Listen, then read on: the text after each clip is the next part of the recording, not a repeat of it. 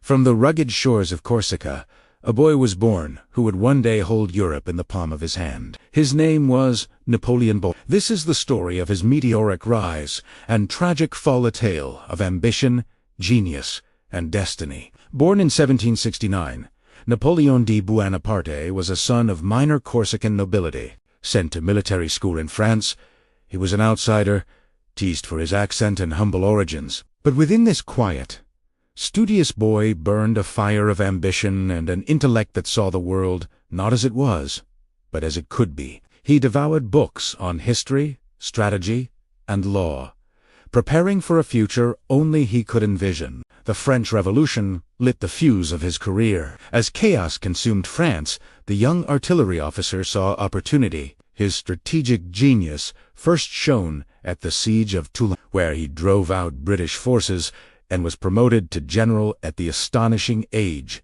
of 24.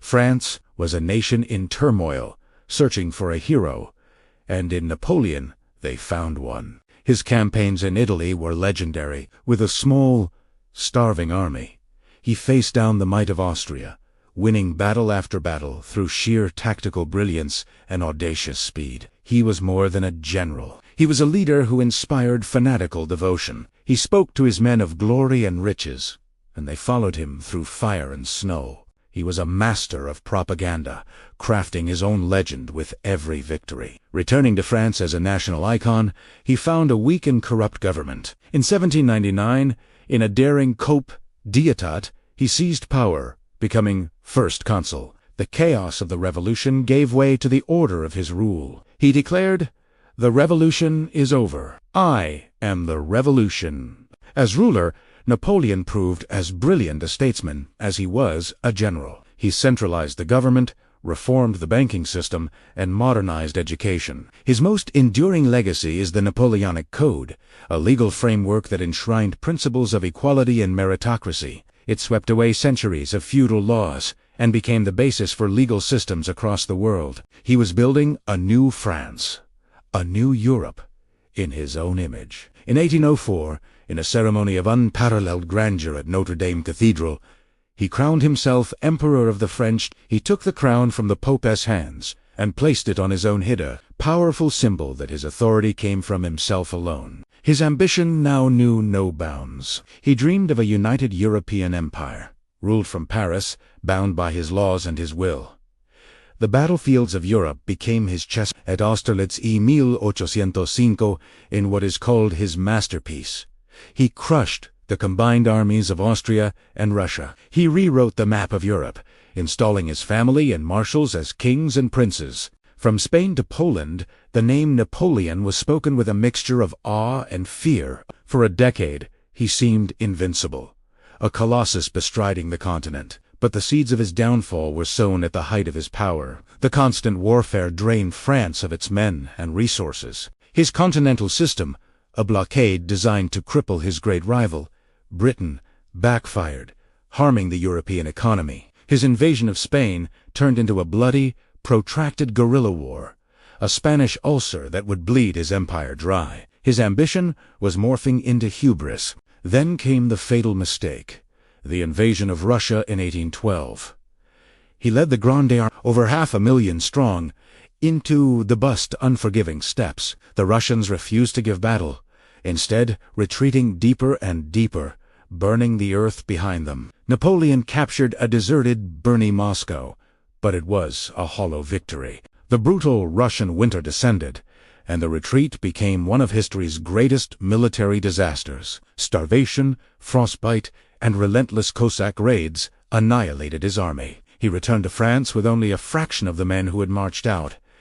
The myth of Napoleon's invincibility was shattered. The nations of Europe, long held in his grip, rose up against him. At the Battle of Leipzig, the Battle of Nations, he was decisively defeated. Forced to abdicate in 1814, he was exiled to the tiny island of Elba.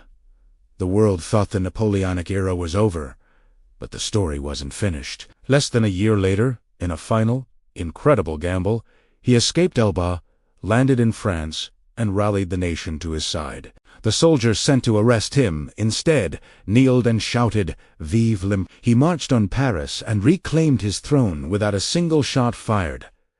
Europe was stunned. His enemies, led by Britain and Prussia, quickly formed another coalition. On a rain-soaked field in modern-day Belgium, the fate of the continent would be decided. The Battle of Waterloo. It was a brutal, seesaw conflict. Napoleon's brilliance flickered one last time, but his forces were exhausted, his marshals divided. The arrival of the Prussian army sealed his fate. The Imperial Guard, his legendary veterans, made their last stand and were broken.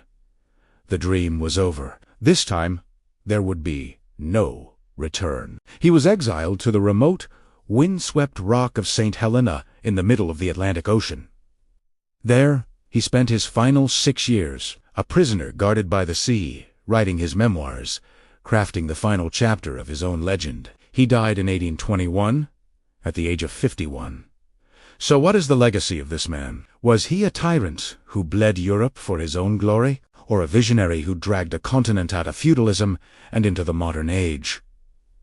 The answer is, he was both. He was a complex, contradictory figure of immense talent and fatal flaws. His wars cost millions of lives, yet his laws brought equality and justice to millions more. He conquered continents, but not his own destiny, and yet his name endures, eternal as history itself. Thank you so much for watching. If you found this journey through history as fascinating as I did, please consider liking this video and subscribing to our channel for more stories that shaped our world. We'll see you in the next one.